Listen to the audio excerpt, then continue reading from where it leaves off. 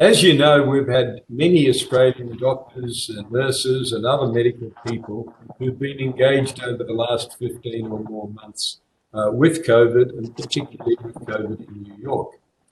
Today, there is a Hometown Heroes Parade happening in New York, and we thought that we'd have a mini version of that by talking to two of the Australian doctors who've had experience in the COVID area, and hopefully the Australian community around the country, the United States, will enjoy this short interview. I'm going to start with David Petrino. In fact, David and Jason Kovacic are both involved with Mount Sinai. David is in New York. Jason divides his time between Victor Chang in Sydney and Mount Sinai in New York.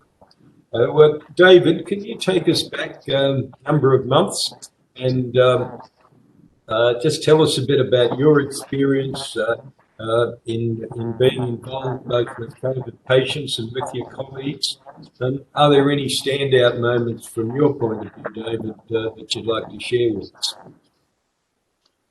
Yeah, absolutely. I think that when COVID really hit New York in March of 2020, we really saw potential for an absolute disaster. I mean, things were terrible as it was, and I still remember the sort of feeling over the hospital was a lot of foreboding. We didn't really know what was coming, but we were even more concerned that we were going to run out of beds. We were going to run out of ventilators. These were things that were on the cards. We saw the atriums of our hospitals being turned into temporary ICU beds. We saw Central Park being turned into a makeshift hospital. And these were challenging things to see because, we just knew that there was a big influx of patients coming. My team is, in non-COVID times, my team is very much focused on mobilizing advanced technologies to help patients and to help clinicians. So one of the first things that we did was we created a remote patient monitoring program for COVID patients, both in New York and all over the United States, where they could download the app, track their symptoms, and have a conversation every single day with a clinician. And we ended up managing the case of thousands of patients around the United States, and making sure that they got the care that they needed.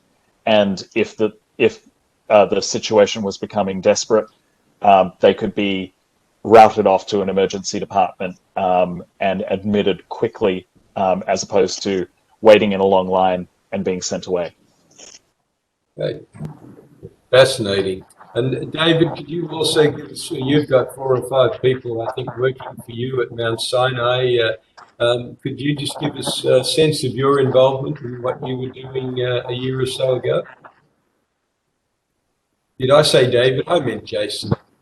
No problem. Thanks, Mr. Greiner. Thanks for inviting me to participate in this. It's great. So as you said, I actually moved back to Australia about a week before the lockdown started in very, very late February, early March of 2020.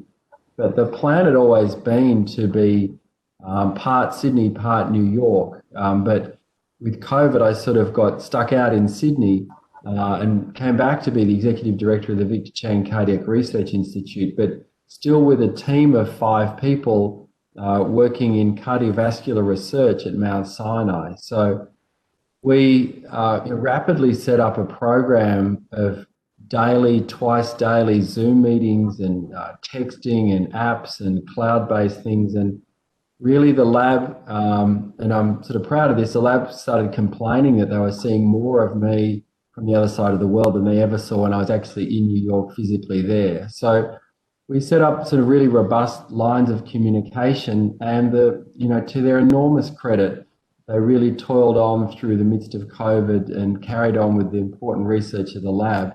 And still we're succeeding today on this basis. So the lab's gone from strength to strength, and now I have a small team at the Victor Chang Cardiac Research Institute in Sydney, and we're sort of building this theme of one lab with two nodes, one in New York and one in Sydney, and it's been going extremely well. And now I'm also involved at St Vincent's Hospital in Sydney here in seeing cardiology patients, and even as I'm sure all the listeners know, Sydney is currently under lockdown resulting from the Delta strain of COVID, and so even through now, we actually are helping to look after a few COVID patients up on the ward at St Vincent's. Yeah. Thank you, David. I'm told you've been involved a bit with what I call long-haul COVID patients. I suspect people, certainly including me, are less familiar with the implications of long-haul COVID.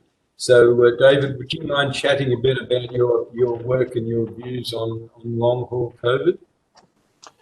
Yeah, absolutely. I think this is a really important issue, especially as we start to think about new strains emerging and whether or not we need lockdowns and how to manage things moving forward. As I mentioned, we had a remote patient monitoring app for acutely ill COVID patients. And one of the things that we started to notice when we were rolling this app out was by about April or May of 2020, around 10% of our patients just weren't getting better. They weren't still acutely ill with COVID, so they weren't reporting the same sorts of symptoms, but they were all very consistently, without knowing about one another, this was before there were community support groups and things like that. They were all reporting some very consistent symptoms. They were talking about extreme fatigue. They were talking about inability to exert themselves at all without having 2 or so days of long-term symptoms, heart palpitations, shortness of breath, headaches and dizziness, and all sorts of broad and unusual symptoms that were emerging. And over the course of treating thousands of mildly ill COVID patients, this number of 10% really stayed consistent. So we were seeing in less severe, non-hospitalized cases, around 10% of these people getting this post-viral syndrome. My team, because we were the first to see it, we started to mobilize a larger team around creating a treatment approach. We liaised really closely with the Center for Post-COVID Care at Mount Sinai, so that we would receive all of the patients that were exhibiting signs and symptoms like this. And I mean, the thing I think that's very important to point out is this is an extremely debilitating post-viral syndrome. We've seen 1,400 of these cases at this stage, and what I can say is 60% of these individuals are reporting that they've had to change their employment because of their illness. The majority of these individuals are previously fit and healthy. They didn't have underlying health conditions. And we're talking about a younger cohort as well. So these are 42, 43 years of age is the median age. So it's something that really concerns me as we're moving forward, because I think for the longest time, the messaging was, COVID's dangerous. If you get it, you may die. And then people started saying, well, it's, only a very small percentage of people it's fatal for. Well, what we're seeing is a much larger percentage of people who get a very, low severity case end up with 12 months, 15 months, 16 months of long-term symptoms and counting. We've started to do quite well treating some of the more debilitating symptoms of the condition. But still, even with our treatment, we're talking about 100 days of rehab to get people into remission of their symptoms. And we're still not assured that the symptoms will not come back. So this is something that's very much on our radar right now. Thank you. Jason, can I ask, is there an Australian experience yet in the sort of long-haul COVID, the sort of thing David was just talking about?